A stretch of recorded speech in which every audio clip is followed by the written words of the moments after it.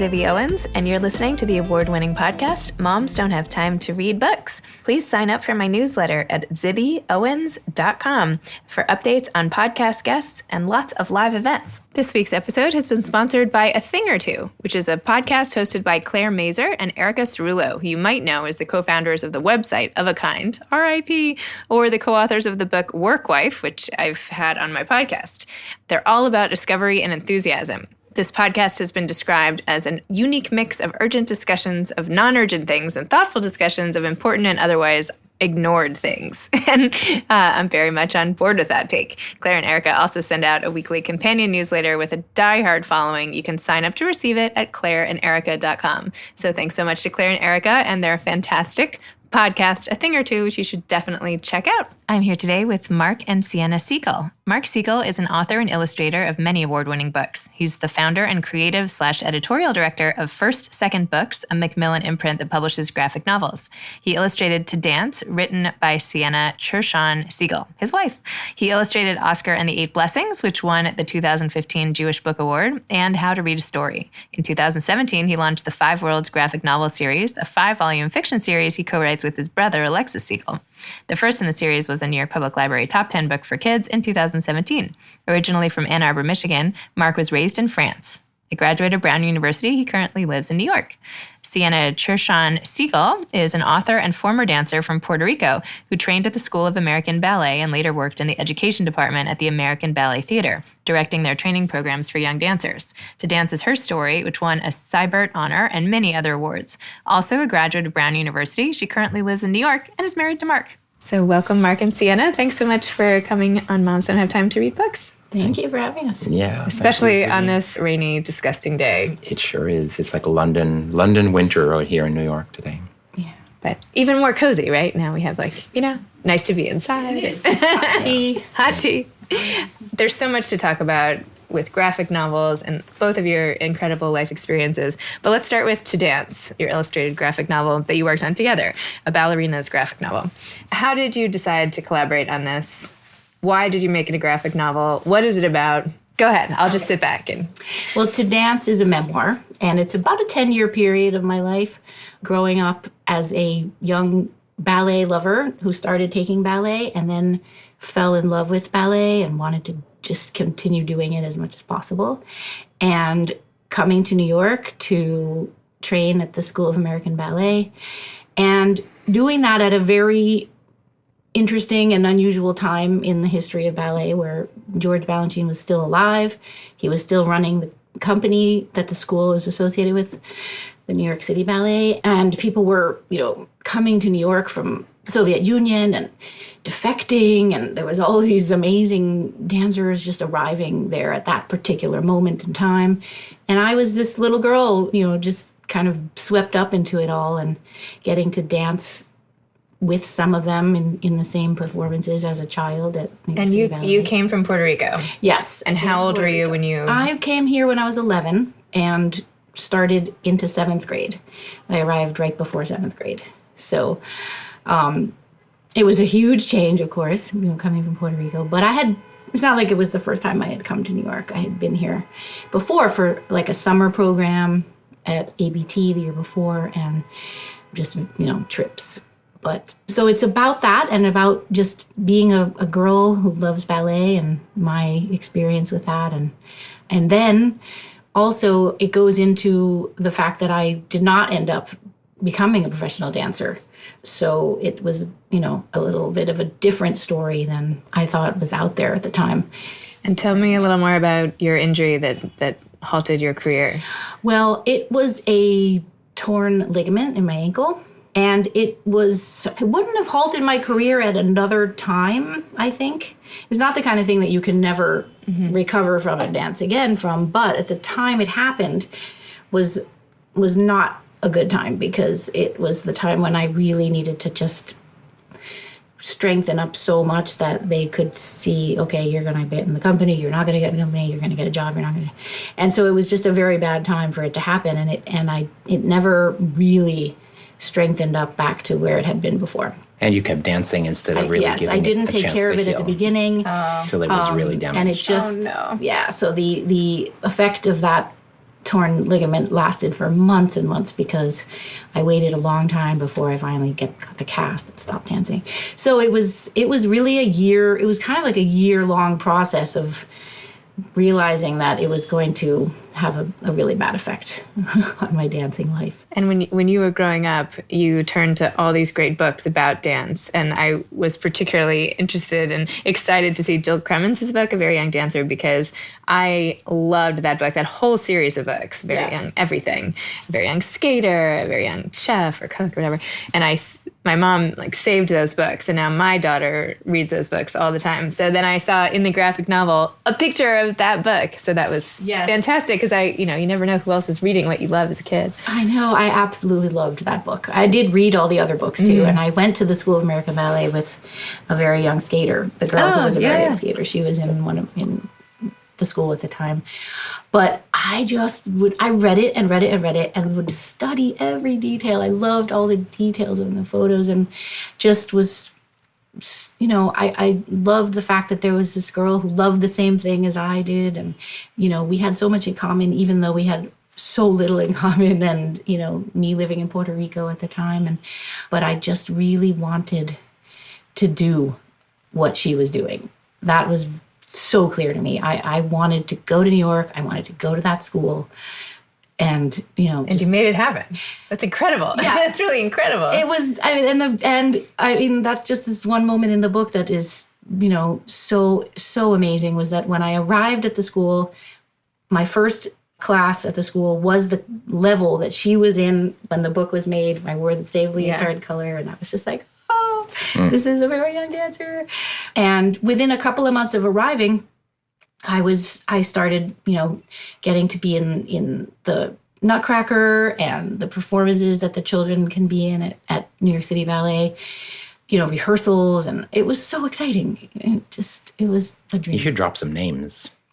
Well, that you were in hundreds year, of performances at Lincoln Center. Okay, well, that same year was the year when Mikhail Baryshnikov decided he wanted to leave American Ballet Theater, work with Balanchine, and come over to New York City Ballet. So he was there, and they revived Harlequinade for him to play Harlequin, and I got to be in that. And so I was backstage with Suzanne Farrell and Baryshnikov and Patricia McBride and just all these amazing dancers, and getting to be, in the same show with them. Not at the same time, but, I still think it was such a weird, I don't know if you used to watch Sex and the City, that they cast Baryshnikov. It's like much later in his career. Harry Bradshaw's love interest. Yes, I did see a few of those. That's so random. He acted a lot. He ended up going into quite a bit of acting, but at the time, he actually was acting at the time too in a few, ballet movies. He did White Nights or something. He did White Nights, and he did The Turning Point around that time. Like, they were making movies about ballet at the time. That's how kind of ballet was like kind of bigger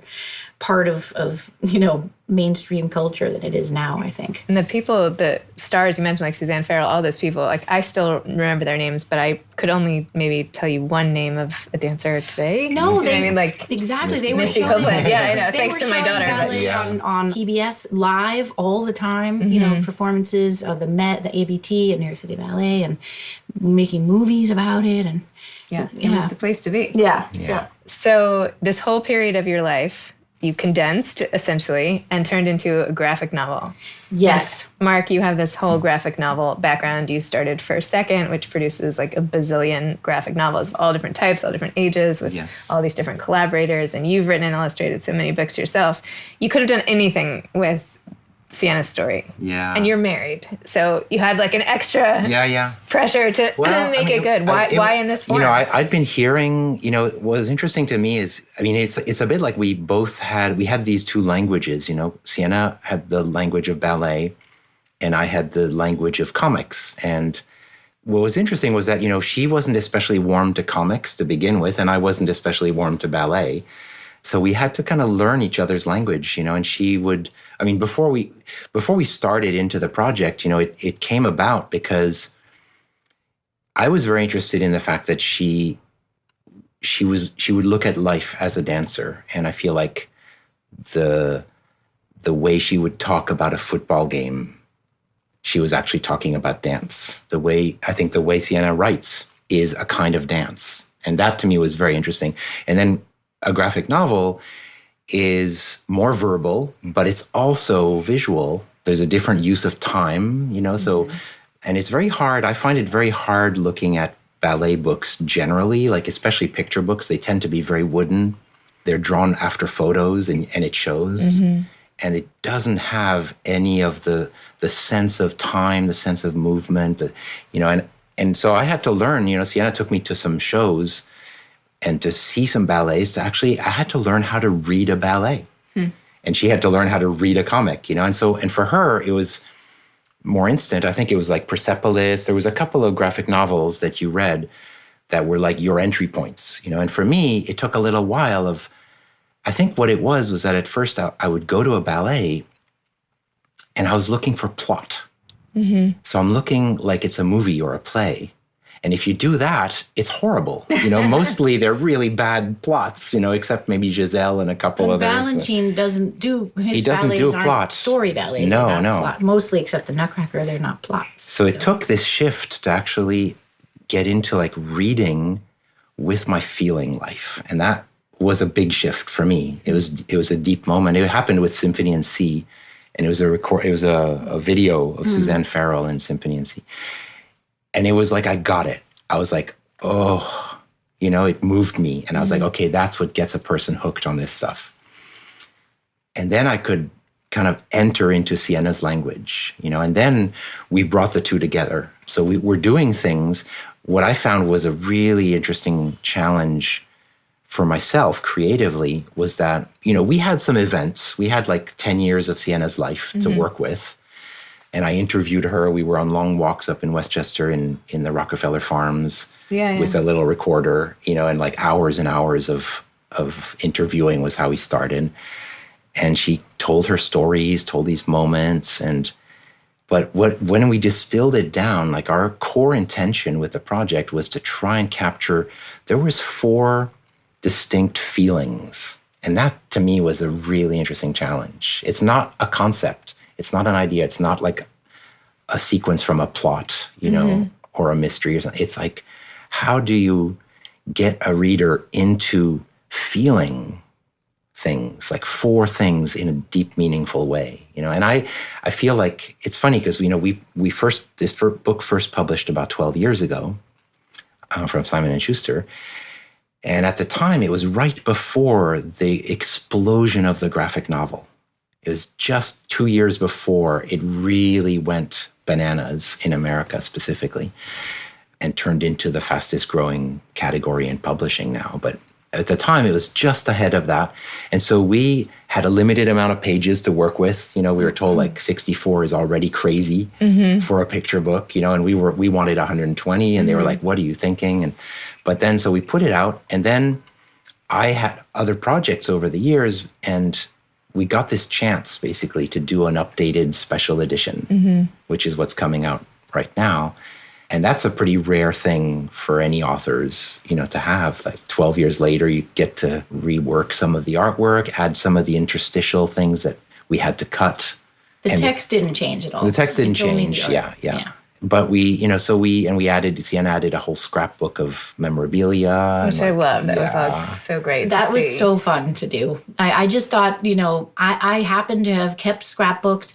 My mother was a big, don't get rid of anything. One day you're going to need some of this. She always thought I might write a book about the experience, and she's the one that saved everything and kept it all and said, the tickets and the playbill. And I thought, wouldn't it be so fun for people reading it to see a real photo of a moment that's in the book and be able to connect the two together and be like, oh, that was that time. There she is doing, there's Siena in Harlequinade costume.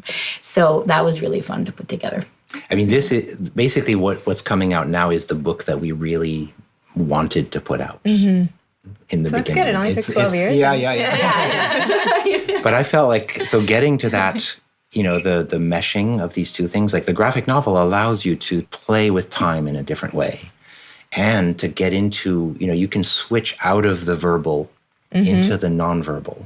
And they are 2 different kinds of literacy. And then there's like the mix of the two, and one of my favorite moments from the story is the football scene, and we used to joke with our editor at the time that it would be the only ballet book with a football scene. But it's like Siena, I mean, this is how, to me, Siena's mind works. You know, it's like we're sitting there looking at the Miami Dolphins, and when you read the running captions, you know, she's talking about dance through football, you know, and I love that. Few people would consider this year's Miami Dolphins to be skilled in anything, dance or otherwise. This was a long time ago. This was you know, what they were actually. This is like Dan Marino, right? No, even before. The golden age of Miami Dolphins. That's funny. But Mark, graphic novels too. So you kind of were ahead of the 8 Ball, this whole trend. When did you start your company around it? And how did you originally get interested? I know you said you've always been interested in comics, but you grew up in France part of the time. You have this interesting background. Yeah. How did this all happen for you? So my dad's American, my mom's French. I grew up in France pretty much my entire childhood. And what's interesting with comics is that they followed a very different path specifically in France, but also in Japan. Mm-hmm. And in both places, in the 60s and 70s, they basically became part of the mainstream reading diet. So if you were a reader and you wanted to have a well-rounded knowledge, that would include some graphic novels, you know, and there were some shows like book TV shows that were very, very popular in France. And there'd be, you know, they'd have like some American authors, there'd be like the Norman Mailers and these people, but then there'd be like regularly a cartoonist in the mix, in the literary conversation. And that, you know, I missed when I came here for college. And then, you know, so that wasn't really readily available. There were some indie comics publishers that were very much under the radar of big publishing in America. And then what happened was like 2004, 5. Let's see, we moved to New York in 2000. 2000, yeah. So 2004 was the peak of the Japanese invasion. So the manga, at the time there was Borders books, you know, and pretty much every week you would go to Borders, there'd be a new bay, you know, added to just have like this flood of manga. A lot of people were kind of freaking out about it. They were like, it reads like right to left, and it's like, I don't get it. But a lot of young readers couldn't get enough of these. And what happened was 2 very, very good things came of that moment in American publishing. First of all, this flood was noticed by the big publishers because millions of dollars were changing hands and they were not getting a piece of that pie at all. So they were like, what do we do? Around 2004. Every week in Publishers Weekly, there was some new statistic of insane numbers, you know, for manga specifically. The other thing manga did is that it almost overnight in America, it flipped the readership from about 85% of comics readers, we're talking, 85% male, like aging male readers, to within a space of a year or two, about 65% female and young. And a lot of those young readers would later become some of the star authors that I publish now. You know, when you look at people like Faith Erin Hicks or Jen Wang or Vera Brosgol, they didn't grow up reading like Wolverine. They were reading manga. They were reading Sailor Moon. They were, you know, it's like different. They came a different way. So the fact of that change was huge. And then right around that time, I had just gotten into publishing, and I was trying to get a break in picture books. And everything happened all at once. You know, I got my first picture book was Sea Dogs, and I did that in this comic style. And it was noticed, and it won the Texas Bluebonnet, and so it did well. At the time, it popped. I started editing. I translated some French graphic novels that made it onto the New York Times bestseller list. And then I was meeting some people way above my pay grade in publishing because of that. And because at the time, the manga explosion was causing these publishers to go, okay, what do we do? How do we do this? Do we do fake manga? Do we just repurpose manga? Do we do superheroes? Do we, you know, and they were wondering. And John Sargent, who's the head of Macmillan, I met with him with this crazy vision for a literary graphic novel imprint. It would be a house that would be author-driven rather than like merch and movie-driven. And it would really be about cultivating authors, you know, and upping the bar on the whole thing. And right at the same time, so Sargent's, you know, we had an amazing conversation, and he was like, go for it. So cool. And Macmillan backed me, you know. Amazing. And then what happened was things change. I mean, some of the stuff I thought would take us 10 years to accomplish happened in the first year. Like getting the literary... 2005, right? It was 2006 was when it when we were in stores in 2006. We started, we were winding up for about a year. And then we hit the stores in 2006. And then that fall, Jean Yang, American-born Chinese happens. It's the first graphic novel ever nominated for a National Book Award. And then come, I think, January at ALA, it was the first comic ever to win the Prints. And that's the big Teen Librarians Award. It changed. I mean, that was history making for American publishing, for American comics. And his trajectory goes, stellar after that. I mean, he's now writing the Chinese Superman for DC, but his own books, he got another National Book Award nomination, and he was made the ambassador to children's literature for 2 years. He just finished. So, and then we had other things, several other titles, like this one, Summer, is the only book by the Tamaki cousins. It's the only book to ever have made the Caldecott and the Newbery list. Wow. No book has ever, and that's an interesting property of the graphic novel, is it blurs all the categories, age categories, genre categories. So anyway, First Second became that house. Like overnight, we were the darling of librarians. We still are, I think. And because we're cultivating authors, we're speaking the same language as it's a literary approach to the whole thing. And then I have my own projects, and when I started First Second, I knew that it would be a terrible mistake. I would regret all my days if I put my own projects on hold. Typically, it just goes to sleep and it never wakes up. But so I negotiated that, I would continue with my own projects and I would make sure and have the time to do that. And it was basically a year before that. The same year when Jean Yang when American-born Chinese won the Prince was the same year that To Dance got the Cybert at that same ALA. So it came out at the same. It was all happening, and we were starting a family. It was a busy time. Wow. Yeah. Oh my gosh. Yeah. There was not a lot of sleep during that time, but it was amazing. And I think with To Dance, it was a little bit ahead because it was like, there was just this whole thing taking off, but it was embraced, and we still, for the last 10, 12 years, we've had to turn down invitations, to go all over the place because it's like I think those feelings that we were trying to convey, they're in there somehow. For all its imperfections, it's like it works at some level, and that's really exciting. So do you ever, as a parent with kids who love to read graphic novels, is there any truth to when people are like, well, don't just read graphic novels, you should read books, right? No. You're cheating in a way. Like it's somehow like a cop-out, a hack to actually sitting there with words-only text. How do you feel about that? And I have feelings. Let me hear. Tell me your feelings. So just from our own family, like both our kids are incredible, voracious readers of everything. They love graphic novels. How old are your kids? 14 and 12. 14. Yeah. Okay. But so here's the thing is, I've had a chance to meet now with thousands of librarians and booksellers and educators. I do that kind of around the year. The librarians, all educators, including librarians and teachers, school teachers, they are on board. The course adoptions are huge for graphic novels.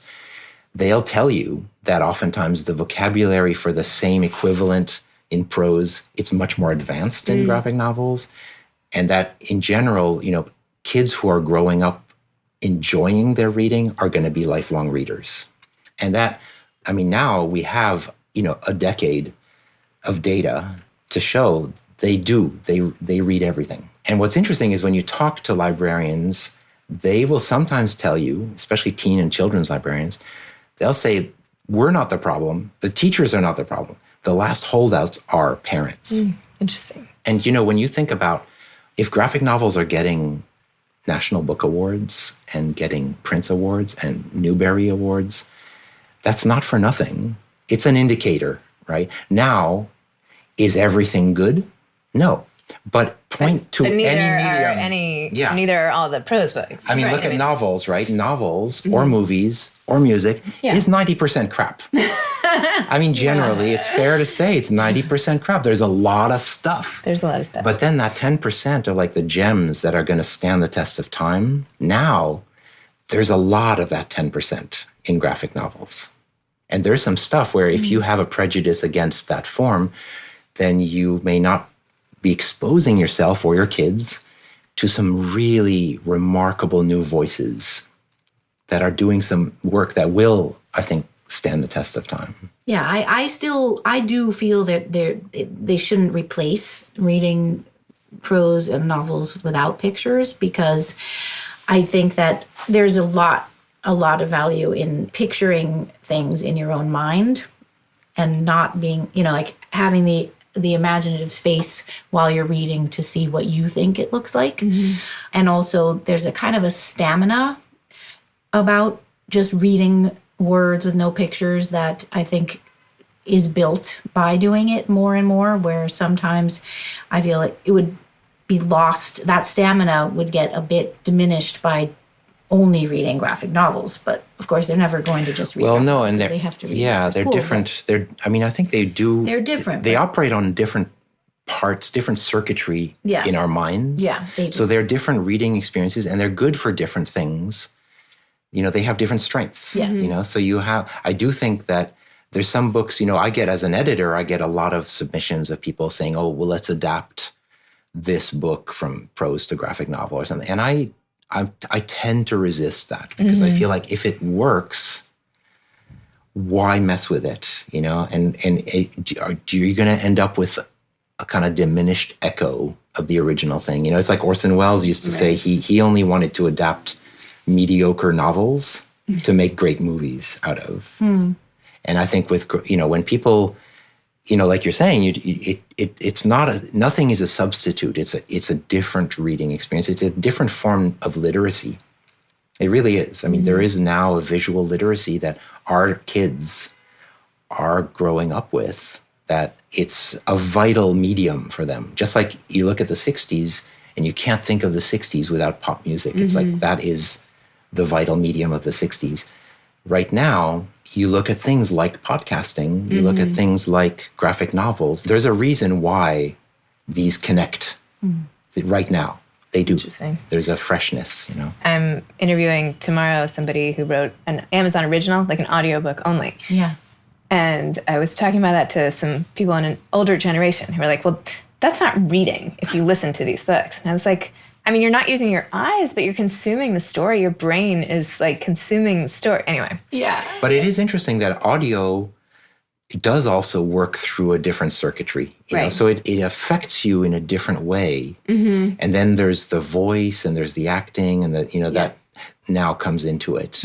So it's different. When you're reading prose, the voice is forming up in your own mind. The imagery is forming up in your own mind.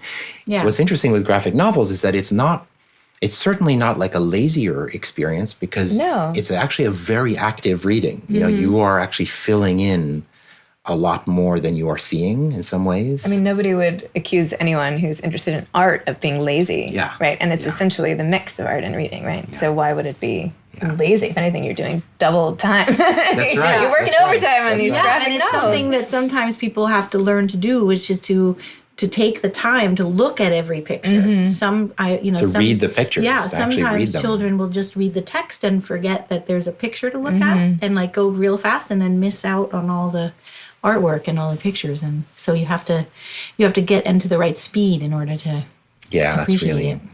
I feel like you were such an early adopter of this medium. Do you see any other like burgeoning trends coming either in the graphic novel space or just even in the literary world, given that how much exposure you have to so many readers and Well, it's interesting. gatekeepers? Yeah. Well, the graphic novel has not peaked. Right now, the hot category, all the houses are buying a lot of middle grade kind of contemporary or memoir, which, Raina Telgemeier paved the way, for that. And we have books like, with Shannon Hale and Lewin Pham that they're great because they're middle grade fiction, but they're emotionally very true. And it comes through in the art and in the writing. And it's just, so there's a reason why these connect. But I think we're on the cusp of now, because many of these readers are growing up, we're looking at teen, and we have like this year 3 incredible teen hits. One of them is Laura Dean Keeps Breaking Up With Me. And I think the teen space that's about to explode for graphic novels. And then, you can see that trend going all the way into adult in time. Adult is still, it's a hard nut to crack, but we're doing well with adult nonfiction. Adult fiction is a harder one. You can get like 5-6 starred reviews and get media attention, and still the sales are nothing like middle grade, but that's changing. And would you two ever work on a project together again? Like, how is the collaboration as spouses and collaborators? Or are you already working? We actually are. Oh, amazing. There's going to be another take on my story called Tiny Dancer. Oh. Yeah, and it's actually going to be focusing more on the time you asked me about, which is what it was like during and after the injury, and that whole shift in like perception about what I was going to do with my life, and am I going to be a dancer? And that time is going to be more the focus, and it's in the works. It's a little darker. It's older for older readers, and that's a full-blown graphic novel. And that's in the works. I think there's not enough about what happens to athletes past their prime. Like, there's not enough sort of, it's a time of real emotional, darkness, I think, for a lot of people who have a single-minded focus for so long, and then they come off it. Yeah. So that's going to be a large great resource. Book. Yeah. Well, there was a beautiful moment. It's on Instagram. It's on your Instagram, right? There's I think somebody's mom wrote to you about To Dance. Yeah, because she actually bought To Dance for her daughter, her teenage daughter, or a Christmas gift a few years ago, who was a girl who loved ballet and then had to stop ballet. She didn't say why, but something sounded like an injury physically that caused her not to be able to dance anymore. And apparently the girl just needed something about To Dance just to be able to go on with in herself, and read it 100 times. Yeah. So anyway, now she's grown up. Now she's like older. 7. I think she's a senior. So this happened earlier. And they posted this photo of her with the book, with the new edition, and she's in tears looking at it. It's a beautiful photo on Instagram. But the reason I brought it up is what you wrote. We sent her a copy of the new edition, and you wrote, what did you write in the inscription to her? I wrote that there's plenty of time in a life for more than one dream. And even if she feels like, that was her dream and that's not going to happen, it will affect other dreams and cause other dreams to be able to happen. I feel like that's such a good vitamin for so many people, I feel. And that was, I think, part of Siena's own journey, was being so zeroing in on the one pursuit. Yeah. And then having to landing up at 17, like, oh, what am I going to do now? And it was really, really hard.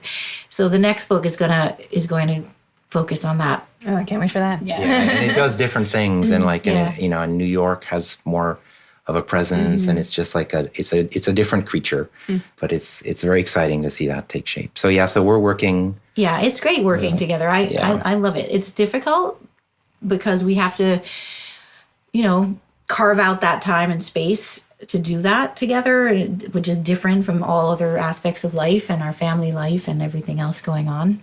But it's one of the joys of my life is just being able to do this together. And I feel like we generate together. Like it's like we'll sit down for a session and almost invariably, walk away with more than was there. So it's kind of, I think it carries us to some degree, which is pretty special. Oh. Yeah. Do you have any parting advice to aspiring authors out there? Maybe even aspiring collaborators or aspiring graphic novelists? Take your pick.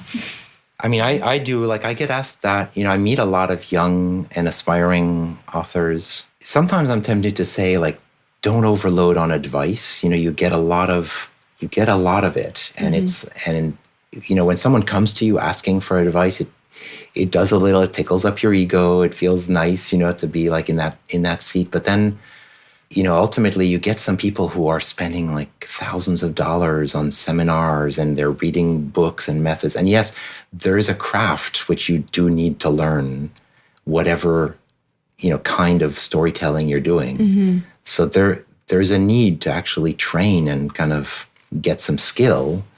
But the biggest thing is doing it, and sometimes all that noise can take you away from actually doing it, and I think it's the same for everything. Like if you do a podcast, I mean, how much can you learn before you just get on that mic and do it, like that's where you're really going to learn, and then if you need to find like, oh, how does someone handle an interview that really goes south or something, then you go searching for that skill set, Or maybe I should have, but I haven't. Maybe no. You just put people at ease, and you're like, no. I wing it every day. No, it's great. It's great.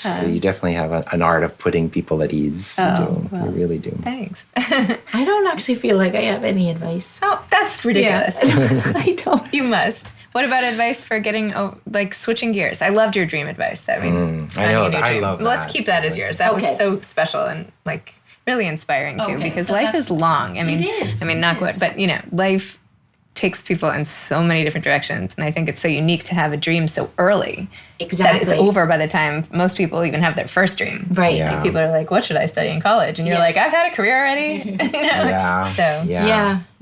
And I feel like you're putting that. You're putting your. It's like you're doing your dance. This is like your dance. Your dance is happening in teaching and in writing.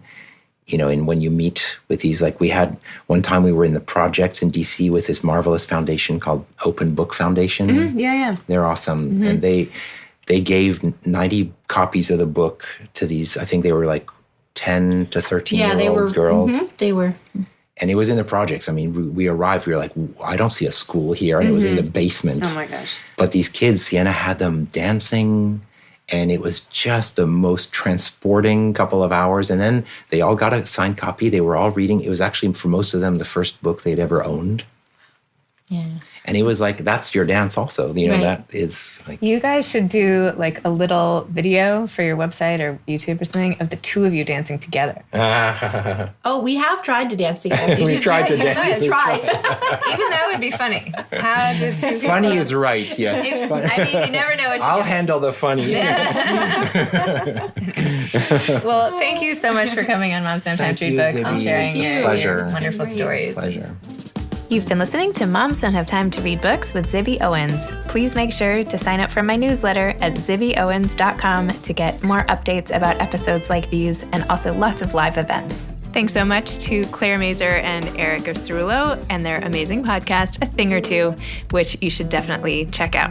You can follow me on Instagram at Moms Don't Have Time to Read Books. Thanks so much to Steve and Ryan at Texture Sound for the sound editing. And thank you to Morning Moon Productions for providing this fantastic intro and outro music. Thanks for listening. You could always email me at zibby@zibbyowens.com.